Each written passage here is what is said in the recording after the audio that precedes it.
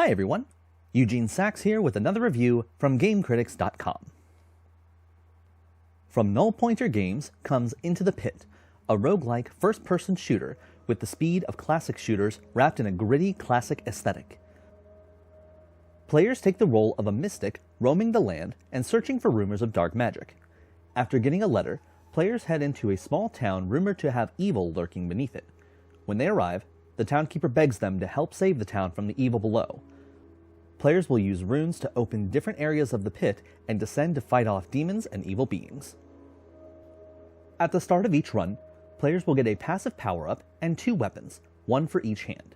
Each level will have 4 rooms players must complete to unlock the next level.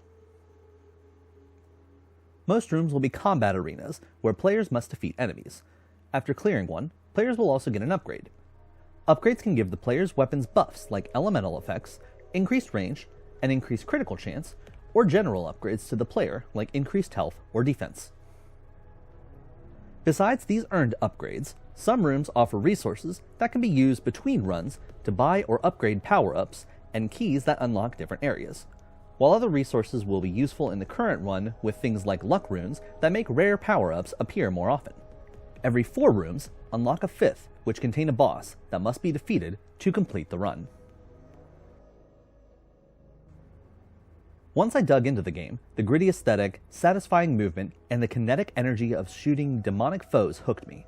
The enemy designs are gloriously grotesque, and each one plays into the area that players are currently in.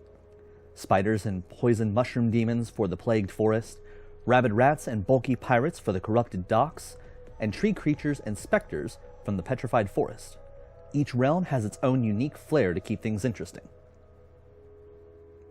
Sadly, despite a strong start, Into the Pit didn't keep me hooked. While there is a lot of style on display, there's not a ton of content. Players will see almost all of the combat arenas in 2 or 3 runs. Also, while the combat is fast-paced and kinetic, I took a lot of cheap shots from enemies placed in blind corners where it's near impossible for the players to avoid them before getting hit in the face. The abilities and extra powers that players can buy between runs are fine, but the ones players get right from the start are superior. There's not much motivation to experiment with the other ones.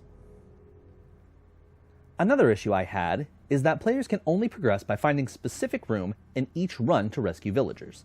As more villagers are rescued, players will be able to open more shops and offer the player new runes that let them get to other areas of the campaign.